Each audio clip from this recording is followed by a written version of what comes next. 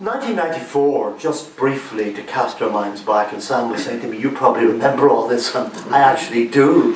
He was probably in his swaddling clothes at the time, but anyway, yes, we remember it well. We remember the Downing Street Declaration of 1993. We remember the ongoing violence. I mean, the darkest hours were then in the fall of 1993, the Shankle bomb, grey steel, and in fact, it wouldn't really begin to end. I suppose a further landmark was Loughlin Island in June 1994. But all the while we knew there was something up. The revelation of contacts between the British Conservative government and the IRA revealed in mid-November 1993, despite John Major saying it would turn his stomach. And the allegation that Martin McGuinness had said, we want to end the war, we need your help. And of course then you had the clamant demand from the Republican movement, particularly Gerry Adams and Martin McGuinness, for clarification. Do you remember that? All those early mid-months of 1994 with a ceasefire, the kind of elusive goal somewhere down the way. But Adams did say in February 1994 that the Downing Street Declaration, in which the two governments outlined a roadmap for all party talks based on the repudiation of violence, and when the British government issued a statement saying it had no selfish, strategic or economic motive for staying in Northern Ireland. That is a kind of a game changer, and Adams says that Downing Street is significant and so on. But the violence continues right through the spring and early summer of 1994, and it's not until the 31st of August. You remember the day that the secondary school kids, primary school kids started back to school. I remember that very well. My daughter was starting school on the 31st of August 1994. It was ceasefire day. We took a special picture outside the school because we thought this was significant. And it was followed by the loyalist ceasefires in October 1994. And eventually, of course, increasing not just international interest, but of course American involvement in the Irish question at that time. But there were other issues from 1993 that crop up in these files as well that have a resonance, I suppose, in current events and recent political events here. One is of course the issue of the Irish language. From the 1970s, a Gael Pact had been developed in West Belfast. By the 1980s, there was a move towards Bunscullina, Neescullina, primary school, nursery schools for children, eventually a man's school, a secondary school in West Belfast. And as the Irish language becomes an issue, and indeed a political issue, the British government's policy of withdrawing funding from any organisation that seemed to be linked to paramilitarism, or where funds might be diverted into the coffers of paramilitaries, became an issue. And you may remember, some of you anyway, in 1990, the British government decided to withdraw funding from the Irish language organisation Glór na Néal. You may remember this, the voice of the Irish, that would translate. Glór na Néal had a very high profile. I remember its spokesperson, Noreen Ní Cleary, was always on television during that period, and it organised preschool playgroups, Irish language classes across the community, as you see from this massive file that has been generated by the controversy of the early 1990s. But anyway, the question of continuing to fund the organisation was raised in a memo to the Secretary of State, Peter Brooke, remember him, from a man called S.P. Hughes of the Stormont Central Secretariat in July 1990. And he recalled a statement by Tom King in 1985 at Westminster saying that any organisation which the government suspected on intelligence and information to be linked to terrorism would, of course, be denied public funding. And he pointed out that Glór na Néal had been funded under the Cultural Traditions Programme, which had been emerging in the 1990s as a kind of a community relations, cherishing all our cultures kind of movement, and that it, in fact, employed 20 workers. Glór na Néal employed 20 workers on ACE schemes, Action for Community of Employment schemes in West Belfast, and had other classes and projects as well. But he pointed out that security advice to Peter Brooke indicated, quote, a worsening degree of paramilitary involvement and influence on the management committee. And this was to see Brooke sign off the withdrawal of public funding, which affected a lot of jobs. in West and North Belfast. And in response to this decision, dated the 20th of July 1990, Brooke's private secretary confirmed that the Secretary of State had decided to deny public funding. But remember, these are the days of the Anglo-Irish Agreement and the Anglo-Irish Joint Secretariat at Maryfield, which had been set up under Thatcher in the 1980s.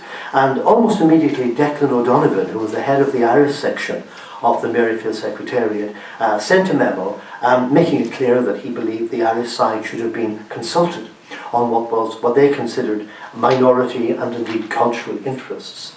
And he stressed that any Irish language organisation might have some members who are undesirable, but he frankly doubted that the money was being misappropriated, and he claimed that he knew the organisers and they had no Sinn Féin links. And this is the beginning of an avalanche of correspondence from Irish politicians, nationalist leaders, all of them questioning the validity of the Secretary of State's decision. Among the vast correspondence was a letter from the Fine Gael leader, Alan Jukes, TD, dated August 1990, expressing astonishment. From my own knowledge of the organisation's work, through my own contacts in Belfast, I'm satisfied beyond any doubt it doesn't in any way support the activities of paramilitaries. Dr. Maurice Hayes and Dr. James Hawthorne of the CRC, the Community Relations Council, wrote immediately to the Secretary of State demanding the reinstatement of funding and upholding the merits of the group. These views were reinforced by a strong letter from Bishop Cathal Daly. This is the year that Daly was translated from Donald Connor to Armagh as Cardinal. And he expressed his regret and concern in September 1990. My regret is that the withdrawal of funding from this group has provided Sinn Féin with a propaganda opportunity at a time when their credibility was at a low ebb. He had ascertained from local priests, and remember in those days, the British government channelled all its funding into areas like West Belfast, Ardoyne, the Bogside, through the Catholic Church, under Cathedral Enterprises, various organisations. So you would have bishops and priests on these bodies, the aim being to stop it, if you like, entering the pockets of Sinn Féin or paramilitaries. And he's saying the bishops had ascertained from priests that Glór na Nail in West Belfast had taken steps to purge itself of members or influencers with Sinn Féin or paramilitary organisation. And he pointed out that the organisation had been originally funded by Irish-speaking priests in Ireland. His hostility was echoed by Mayor Flynn of Boston, who expressed his deep concern. But then finally, an interesting outcome. 6 months later, in October 1990, Glór na Nail engaged the attention of the NIO industry minister, Richard Needham, the former Earl of Kilmurray. Remember, Richard Needham from Kilkeel had repudiated his title in 1969 to become an MP. And he's a very active, proactive industry minister. And his private secretary confirmed that Needham had commented that he would, of course, accept the Secretary of State's judgment about the security justification of this decision, but he saw the need to contain the serious damage which it had caused to our relationships with the community, and he hoped it might be possible to restore funding as soon as possible. And in fact, by 1994, Glór na Nail is being funded again, pre-ceasefire by the British government. Just a reminder that the Irish language was a burning issue in the early 90s, as it has become a kind of crunch issue in any future political progress in Northern Ireland. And it's interesting that Richard Needham, who was promoting, as had his predecessor, Brian Mawhinney, who was a Northern Ireland-born minister, Conservative minister, they had been promoting the idea of the Cultural Traditions Group as a kind of a cutting edge of community relations in a very divided society, and when violence was at its peak in the late 80s, early 90s. And it's interesting that Needham believed that it was necessary to balance support for the Irish language by support for Orange, Unionist and Loyalist causes. And his eye was caught in the early 1990s by a proposal to restore Dan Winter's Cottage. near Loughgall in County Armagh, the birthplace of the Orange Order. And the files reveal that the suggestion to restore this 18th century iconic building came from the Ulster Society, which had been founded by the future First Minister and Ulster Unionist leader David Trimble, to promote an appreciation, they said, of a distinctive Ulster British culture in the region. So we can follow this right through the proposal to set up the interpreted centre at Loughgall, based around the Orange Order. But the proposed centre drew criticism from several members of the Community Relations Board. Dr. Roger Blaney, a prominent medic, felt that there was an absence of cultural tolerance in the group's submission. And Donald McFerrin, a prominent Catholic solicitor, said that Dan Winter's College had a rightful place in local history, but he thought an interpreted centre was more problematical, as it could be interpreted by sections of the nationalist community as a purely sectarian project. In the end, actually, £300,000 was found for the centre, and there's an interesting note in the file about Orangism in Belfast. You remember, perhaps, a sense that in the 1790s, Belfast had been a radical Presbyterian town, very much in tune with liberty, equality, fraternity, wafting in from the bonfires of Paris at that time. And of course, the United Irishmen were founded on the back of the French Revolution, with the volunteers in Belfast radicalised and eventually demanding an Irish Republic. But the file actually contains a note on the first Orange Parade in Belfast. It occurred on July 12, 1797. And quote, to the intense annoyance of the Presbyterian liberals, who were the majority in the town. I think it's from the Drennan Letters. I haven't quite checked that up. I have an echo of the Drennan Letters from many moons ago in my head, but this is the letter. Quote, I think it's from Mrs. MacTeer, the sister-in-law of Dr. William Drennan, the Presbyterian doctor of United Irishmen who was based in Dublin, but born in Rosemary Street in this town.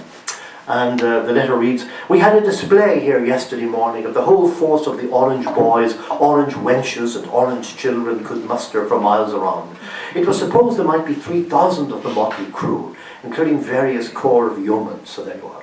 The file shows that on January the 9th, 1991, Minister Mawhinney actually visited the cottage and announced the funding of the centre with the aim of encouraging cultural diversity. So two sides of the cultural argument at that time.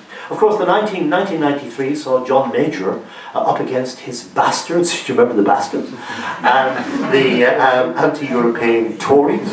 Of course, there are more of them now than there were then. But anyway, there was a note in the file to which shows that the American Embassy in London, reflecting obviously the new Clinton administration in Washington, was concerned at rumours of a Tory unionist, Ulster unionist in those days, pact at Westminster. We find this arising at a meeting between Sir Patrick Mayhew, the new Secretary of State, and the American ambassador to the UK, a man called Ray Seitz, in July 1993. And the ambassador asked, had a deal been done? And of course he got the stock answer from Mayhew. I said no deal had been done, and I believe they were influenced by what they had seen of a future under a Labour government, particularly under Kevin McNamara, the Northern Ireland spokesman for the party. But the ambassador accepted this, but observed that there would be considerable interest in Irish-American circles that anything that was bugging Boston would soon be conveyed to the White House. And this is a key theme in the obiter dicta of, for example, Bill Clinton, when, for example, he's riding in the car on the 17th of March, 1993, from Capitol Hill to a dinner with the Taoiseach, Albert Reynolds, and they've been discussing many matters, but including the peace process and the possibility of progress involving the two governments and America, possibly an American envoy. And Clinton turns, very interesting, Clinton turns to Reynolds, very interesting, in the car. I'll just give you a sense of this meeting. I should say that Reynolds, of course, on that famous prime ministerial visit to Washington, had met Clinton, had met Al Gore, his vice president, had met Tony Lake, the national security advisor, and Warren Christopher, the Secretary of State, all names from the past, of course. But anyway, as they went out, later they go on to say that in the car on the way down, Reynolds actually said, Mayhew mixed up on these guys, Clinton actually said to Reynolds that he'd like his help in dealing with the Irish Americans constituency in Washington, because he also said anything that affects Irish America affects the White House. You have that constant theme, which I know is going to be developed later by Sam, looking at the links between Ireland, Britain and America at this time. We read on in this 17th of March 1993 report from the British ambassador to the Foreign Office in London. And he recalls, he said, later over lunch, the Taoiseach and John Hume had sat next to the President and, quote, a detailed conversation took place.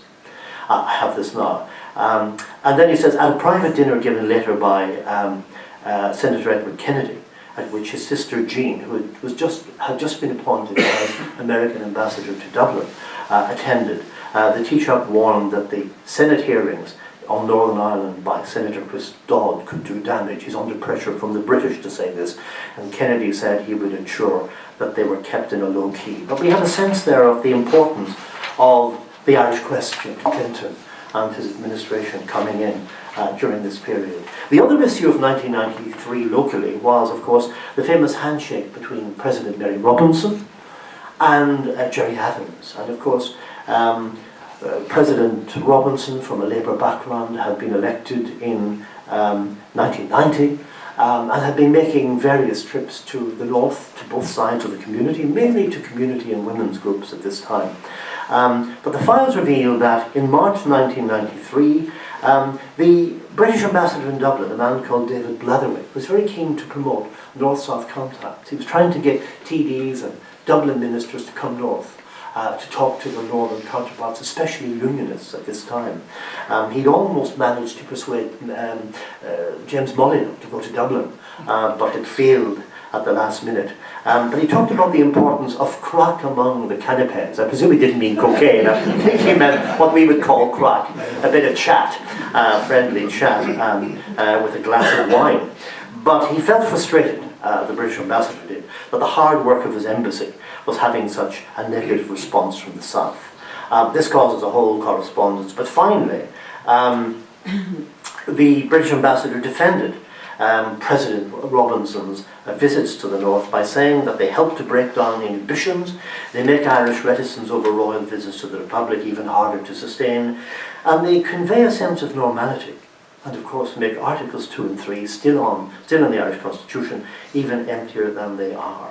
And Ambassador Blatherwick wrote to the NIO, 10 years ago, I never expected to see an Irish minister attend a function as a guest of the Secretary of State. And he added, Dev, Eamon de Valera, must be spinning in his grave. However, President Robinson's visit to a West Belfast community centre on June 18, 1993, provoked the ire of Sir Patrick Mayhew.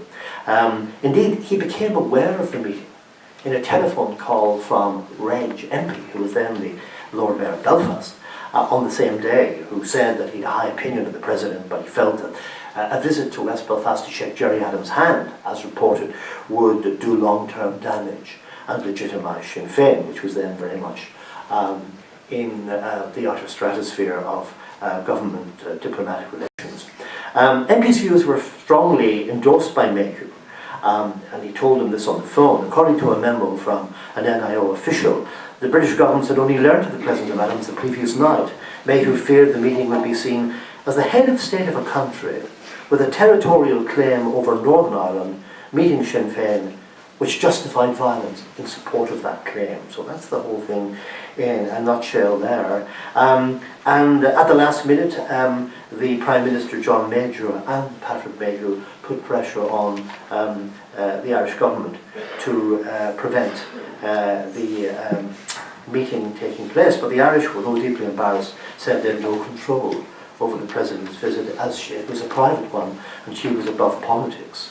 In the end, of course, President Robinson did, as they say, take some heed of government representations. She curtailed the meeting, avoided being photographed with, quote, specific individuals, and made clear during her visit that a clear denunciation of violence. But she took the view that she was above politics and cancelling the event would do more harm than good. So just an interesting insight into that.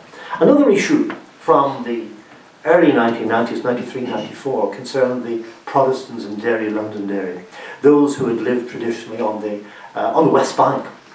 I remember interviewing a community worker there for a programme on the BBC some years ago, and she told me she had been born and reared as a Protestant on the West Bank, and everything was fine up to about 72. Well, it wasn't fine from about 71.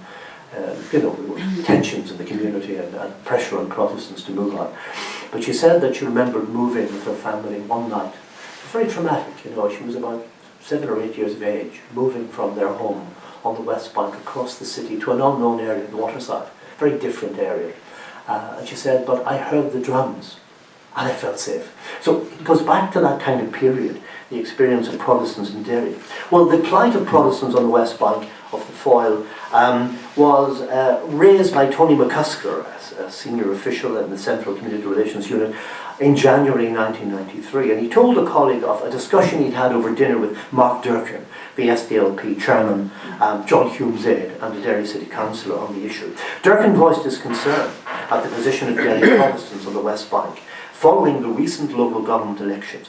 In those elections, the local Protestants, local unionists, failed to get a single representative elected, so they were very much without a voice in Derry City Council at that stage. And Mark Durkin felt that the council must use its community relation programme to ensure that the Protestant population retained confidence in the city. Probably coincidentally, a week later, in January 1993, the NIO Education Minister, Michael Ancram, announced a $500,000 educational initiative to restore inner city Derry, and announced a new primary school in the Protestant Fountain area. But a memo in the file by civil servants charts the large-scale decline in the number of Protestants on the West Bank. One account estimated that in 1993 there was a total of about 1,300 to 1,500 Protestants on that side of the river, about half of whom lived on the Fountain estate. 25 years before, the official noted, there were as many as 18,000 Protestants on the West Bank, so it was a massive, massive decline from the early 1970s. On a recent visit to Derry, the official, a man called Stephen Quinn, reported everyone we spoke to, including the SDLP, who were the predominant nationalist party, believed it was desirable for a Protestant presence to continue on the West Bank. However, many regarded the continual outflow to the waterside, especially among the young, as leaving an ageing population lacking in leadership. And although intimidation and violence were less than they had been in previous years, the overwhelming nationalist ethos of the area, the city council's perceived nationalist bias in the eyes of Protestants, had encouraged people to leave. Another factor, he admitted, was the availability of attractive housing across the river and the waterside. Protestants, he noted, had remained in the Fountain because of its historic importance, encompassing the walls, the city centre, the cathedral, and indeed the Apprentice Boys' Hall. Some felt that the decline of the Protestant population was irreversible, though a DUP councillor, Gregory Campbell, now an MP of course, felt that there were 2 years to act before it was too late. In conversation with McCusker, Mark Durkin stated that, quote, a segregated city was not in anyone's interest, and he recognised that the council might do more to place Protestant concerns on the agenda. The issue was discussed at a meeting involving Sir Patrick Mayhew, ministers and officials. This was a grand kind of powwow on the Londonderry Protestants issue in July 1993. Minister Ancram reported that John Hume had made strong representations for the government to do something for the Protestant population. The Protestant sense of alienation, he went on, was strong, especially in relation to jobs. When, for example, it was claimed that United Technologies, a new firm, had a 97% Catholic workforce. For his part, however, Mayhew felt the decline had been going on for 20 years. There was little that the government could do to reverse it. And that ends the meeting. So we have that kind of issue there. I'm not going to go into the Clinton administration. I'll leave that to Sam, because we won't look at those files. But Clinton certainly causes major problems for the British administration. The whole Clinton administration, his letter to 100 prominent Irish Americans in 1992, pledging to send a peace envoy, had caused trouble in 1993 with the British. The envoy issue is still running, but now there is a growing pressure by early 1994 post the Downing Street Declaration, for him to grant a visa to Gerry Adams. And Irish-American politicians like Senator Edward Kennedy are very important in all of that. When the ceasefires finally come in 1994, the British government is very keen to get money from, guess where, the EU, to support the whole idea. And we read that they applied to the European Commission for a package of support for the Northern Ireland economy and peace process in the wake of the two ceasefires. This is October 1994, within 2 days of the loyalist ceasefires at that time. Roderick Lyne, who was the private secretary to the PM, John Major, these fellows have major power in files. They write on behalf of their political leaders. They can get involved in argy-bargy. I mean, really, you can see, I mean, these are very bright kind of civil servants. They're very much on the ball, and you can see Lyne's footprints and fingerprints all over the correspondence and diplomatic bag on these issues. But anyway, Lyne, Major Secretary, informed Martin Howard of the NIO of the Prime Minister's hopes for European funding for the Northern Ireland economy. He reported that Major hoped in a forthcoming speech at Hillsborough to make reference to the new package of support, which we have proposed to the European Commission, and to which we believe Jacques Delors, there's a name for the past, I love saying that, Jacques Delors, President of the Commission, is sympathetic. Lyne stressed that the PM wished to avoid the risk of a leak about the funding to Brussels. He wanted to make this announcement himself. And, quote, the PM is ready to intervene directly with Delors and the President of the European Union, Chancellor Helmut Kohl, if necessary, to secure support for this idea. So you have all of that kind of thing. It's interesting also that the role of Jean Kennedy Smith. I met her once, in 1996. I was at an event in the Glens of Antrim in Cushendon Book Club, and Jean Kennedy Smith was a guest of honour, and it was my pleasure to hand her dessert. I mean, she was a 60-something, very grand lady, but she was the American ambassador to Dublin, and of course the younger sister of John F. Kennedy. Still alive, of course, 91 I was checking this week. And of course, British interest in her appointment, being the sister of JFK, and of course of the very politically active on the Irish Front, Senator Ted Kennedy. Her appointment as US Ambassador in Dublin caused some concerns, of course, in Downing Street. And it also contains a colourful report of Jean Kennedy Smith walking in mufti with the Ulster Unionist MP Ken McGuinness, guess where, in my ancestral seat, the Phoenix Park in Dublin. And her announcement caused waves, of course. She was seen in diplomatic eyes, especially in London, as providing Clinton's eyes and ears on the Irish scene, of which she had a close knowledge, and Unionists were generally suspicious. And it was felt that she was maybe not taking enough interest in the Unionist side of the argument. Her appointment was raised by Patrick Mayo at a breakfast with the US ambassador to London in July 1993. And Mayo was particularly concerned with any possible visits to the north, and also the fact that she might see herself as having an All-Ireland, a 32-county role, which would undermine not just the British government, but embarrass the American government as well. Science was alive to all these concerns. In fact, he replied there was no such thing as a private visit from an American ambassador to Dublin on an outing to Northern Ireland, still less when she was a Kennedy. The Northern Ireland Secretary stressed the need for balance in any visits, and this was followed up by a meeting between Jane McCurville from the NIO and Jim Glenn, an American diplomat in Dublin. And Glenn reported that Mrs. Kennedy Smith was still on a learning curve, but had remarked recently that she felt the Irish government was not taking sufficient concern of Unionist concerns. And this is the background really to a dinner for Northern Ireland Presbyterians in the American Embassy in Phoenix Park, the Presbyterians led by the Reverend John Dunlop, according to the file.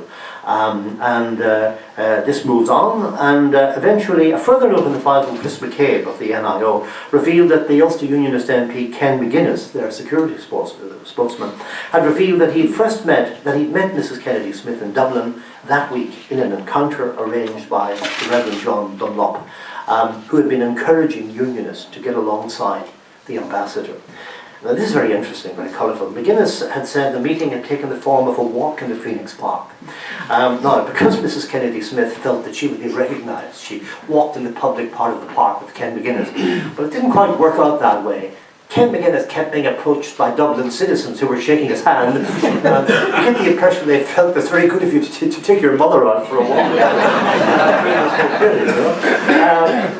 But anyway, out of this meeting came the fact that during the meeting, the ambassador had offered to arrange for Unionist MPs to make two influential American senators, Chris Dawn and Joe Biden, of course, the future Irish-American Vice President, who was the chairman of the Senate Foreign Relations Committee. And of course, McGuinness accepted this offer.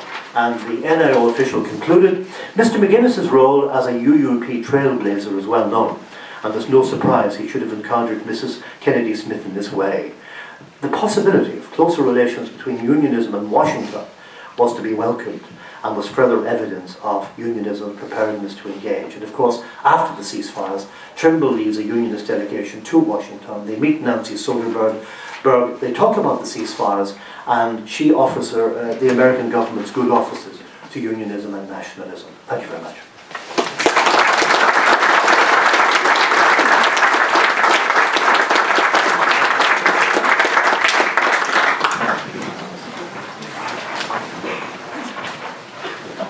Good afternoon, everybody. Thank you very much for taking an hour out of your lunch to come along to listen to Eamon and myself. I will try to be relatively brisk here, and I may not succeed in that, but if I do succeed, we will hopefully have some time for questions at the end, so if there's anything that I say which is nonsense or whatever, do by all means ask me a question, or if there's something that you're curious about as to how this operates, or how the whole situation unfolds as we go through the files and they turn into what ends up in your newspaper or on the radio via Eamon, do ask either of us at the end.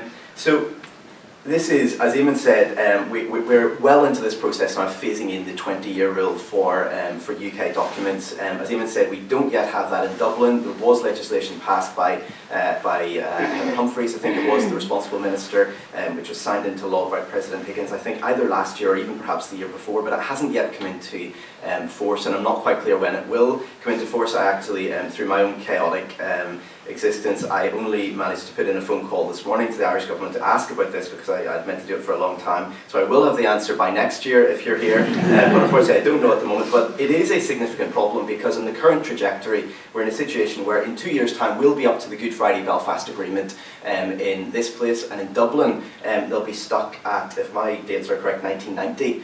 So very far behind. You're just at the very early stages of the peace process, when you're right at the crescendo, if you like, of that process in 1998. So there is a significant difficulty, and even if that rule does come in quite quickly, there is then a problem as to how it's phased in, because you can't just release 6 years of files or 7 years of files at once and get any sort of historical or journalistic scrutiny of those. Thousands of documents are pointless if they're all dumped out at once.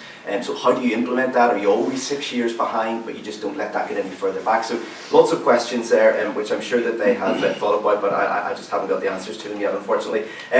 This was a very good year for the files in Northern Ireland from a journalistic point of view, from a historical point of view. They were very interesting. There was very little, though, on some of the people who have featured a lot over recent years. Peter Robinson, Ian Paisley, John Hume, some of those big beasts of Ulster politics who in many cases have been around until very recently or are still around.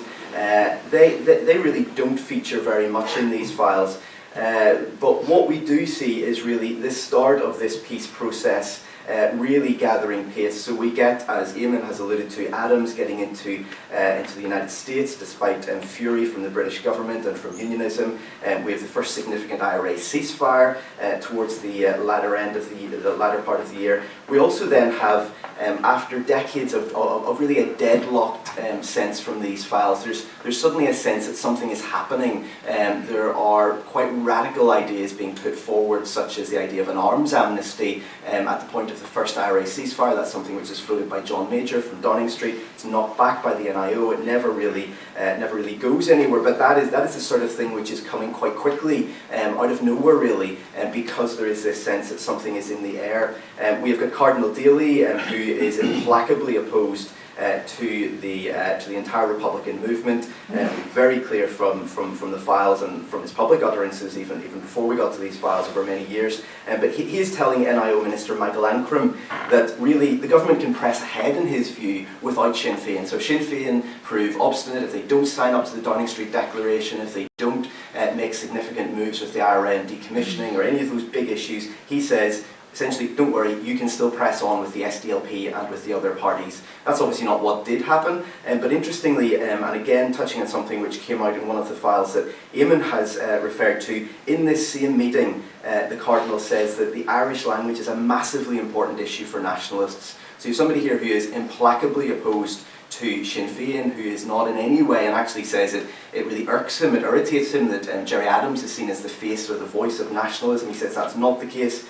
But he says that this is a massive issue for ordinary nationalists, albeit he says it's largely a symbolic one rather than something which is practical in their everyday lives. We also have Bill Flynn, the multimillionaire Irish-American businessman who would go on to have a significant, if a cameo role in the peace process, telling the Secretary of State, Sir Patrick Mayhew, that Gerry Adams was, quote, a man of honour and of peace, to which Sir Patrick replied pretty bluntly that in his view the Sinn Féin president was a bad man. And that really is where that ends. Also, the note of that meeting was taken during a trip to America by Sir Patrick Mayhew. It was taken by somebody called Jonathan Stevens, now the most senior figure in the Northern Ireland Office, the permanent secretary. At that point, he was the private secretary to the Secretary of State. So there's lots of notes from him, lots of memos going back and forth, handwritten annotations and things of that nature. And we also have a note from him at one point saying that the Secretary of State had told Senator George Mitchell, who would go on to obviously be very important leading up to 1998, but at that point he was not, it seems, really thinking very much about Northern Ireland. He had just turned down the chance to serve on the US Supreme Court. The sense that the Secretary of State got from him was that his mind was on other things, it wasn't really on the Irish issue. But what the Secretary of State did tell him, quite interestingly, is that in his view, if there ever was a border poll in Northern Ireland, that in those circumstances the government, the British government that is, would be absolutely neutral in the question. So they would not take sides, they would not do what nationalism was arguing for at that point, which is that the government would be a persuader for unity, but they would sit out of it completely. That, of course, is not the stance that is now adopted by the current government or by David Cameron's government, who have said that they will never be neutral on the Union, and we've got an element of, albeit not perfect precedent, but an element of precedent in terms of how the government handled the Scottish referendum. So, I mean, that's the sort of thing that perhaps we'll see at some future point, if we get to that situation, perhaps even raised in legal proceedings as evidence of what was behind what would become the textual commitments by the British government in the Good Friday Agreement. Here is perhaps some element, albeit I'm not sure how much legal weight you could place on this, but there's some element of this is what was in their minds at that point at a pretty early stage of the process, or at the very least in the mind of Sir Patrick Mayhew. We also have just 2 months, sorry, I'll actually skip that because I think I'm failing in my pledge to be brisk here. We've got a very interesting file here, which is quite unusual, about Prince Charles. It's very rare that we see much about the royals. Every year there are files about the royals giving out OBEs, CBEs, the various honours. Those are always withheld.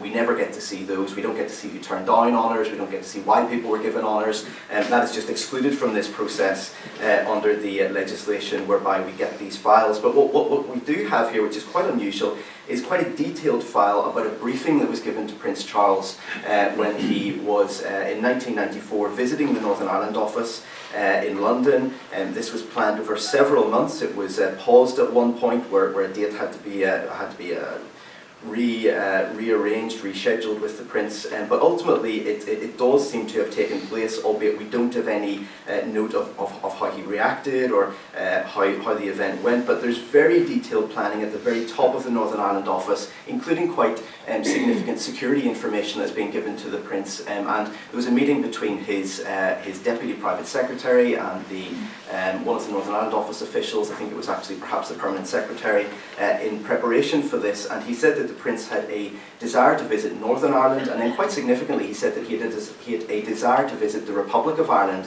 Now he did that in 1995, he did that the following year, and it was stressed that he would do them in that order, so he would come to Northern Ireland first, then he would go to the Republic. The NIO said that was very important. It was also advised that if he was coming to Northern Ireland, the longest that he should stay for security reasons was 2 days. He should start in the west of the province, he should move across to the east, and that he shouldn't announce his visit until he was into the second day of it. So all sorts of things there. That's very different today. Now we get a press release saying that the Queen is coming, or Prince Charles is coming several days, if not weeks in advance of when they arrive. So really a transformed situation on that front. And one of the other things which the private secretary to the Prince said was that he wanted the security briefing to be not too heavy, and he wanted also to have details of demographic trends in Northern Ireland. Now it's not clear what exactly he had in mind there, but that is an interesting little footnote as to what the Prince wanted from that briefing. We also have quite an interesting story as to what has not been released, and it's not always that this is an issue, but there is one very thin file that has been released on the Chinook air disaster over the Mull of Kintyre in 1994. Lots of you will recall this vividly, I'm sure, but this was a crash which killed 25 of the really top British intelligence operatives, and they were travelling in a single helicopter. That in itself aroused a degree of suspicion and conspiracy theories after the event. It also came at a key juncture in the peace process. This was in the middle of 1994, just a few months before the IRA ceasefire. And really it is something that was a very significant event and continues to be a significant event to this day, and there have been a whole series of inquiries and investigations and blame on the pilots and then blame taken off the pilots. So a very significant development even for what was a turbulent time in Northern Ireland, and yet we just have this one very thin file, and from it some pages have been removed and held back until I think 2094, when I think it's very unlikely that anyone in this room will be here to read about them. Now I think that it is dangerous, I think, for us to instantly jump to the conclusion that there's some sort of conspiracy here, that something is deliberately being held back that is explosive or is damaging to someone who was acting in an improper way or would be embarrassing to the government or something of that nature. But it clearly is a possibility, and I think that as journalists, one of our guiding principles ought to be skeptical, to be skeptical rather than being just cynical. So, I mean, I think it would be naive to just assume the worst here, but I think that we should certainly, it certainly jumps out to me that we have such a significant event, and these are the files from 1994. It happened in the middle of the year. We have got files on really minor things like agricultural tagging, milk quotas, things that really are not terribly significant in the grand scheme of things historically, and we've got very little about this now. Some of the reasons why there might be an innocent explanation for this are that lots of these files will be held by the Ministry of Defence. They will therefore be released in Kew in London, so we'll not get to see those here. Some of them will also be held at Downing Street, and perhaps also by the Scottish office because of where the crash happened.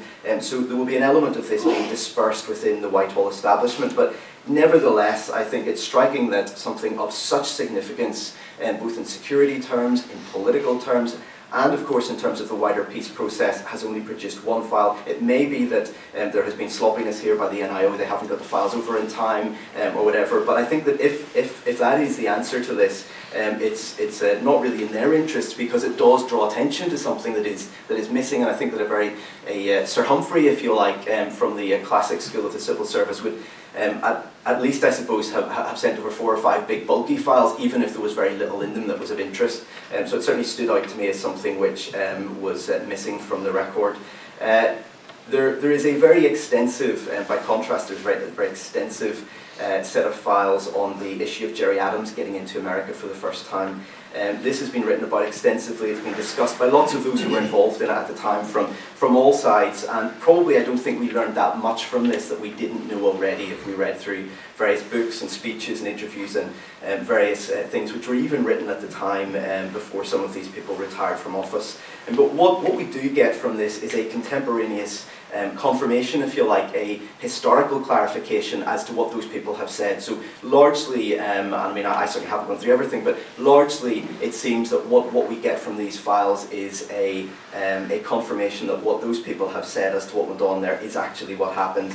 And really what you get in these files are cables coming from the Washington Embassy to the Northern Ireland office. We've got memos coming from the man to whom Eamon was referring earlier, Roderick Lynn, who was a very powerful private secretary. He went on to become the British ambassador to Moscow subsequently, to the NIO, really copying them into a lot of this. There's not a massive deal of input from the NIO, but they are being kept in the loop as to what's going on here. And what it really confirms, I suppose, is that this was not some perfunctory going through the motions by the British system saying we have to be seen to oppose Adams going to America. It would annoy unionists, it would annoy Tory backbenchers or constituents in parts of England or whatever. This is something that the British state really threw the kitchen sink at. It's very, very clear.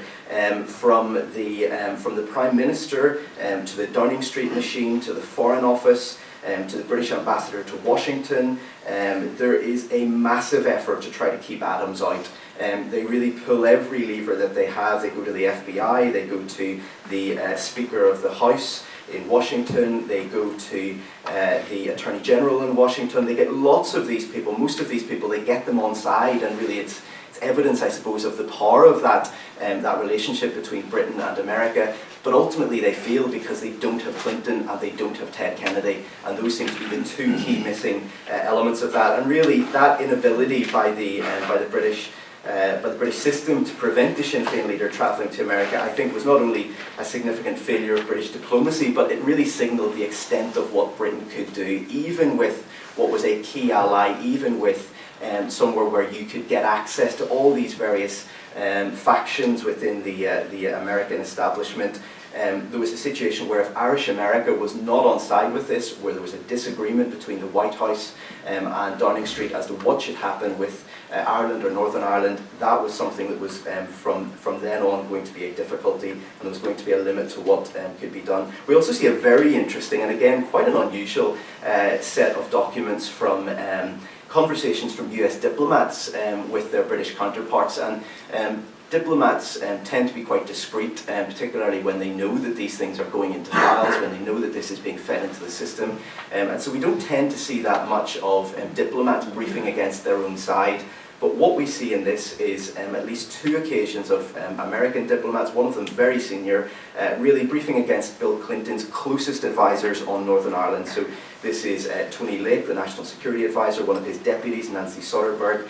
And really they are making very clear, very explicit to the British in various conversations that they do not have confidence in these individuals. They're saying to the British that you need to push harder, you need to get your message across because these people aren't going to get your message across, and that we don't trust these people. We don't think that they have your interests at heart, or we think that they're too overtly sympathetic to Irish America and by implication to Gerry Adams at this point.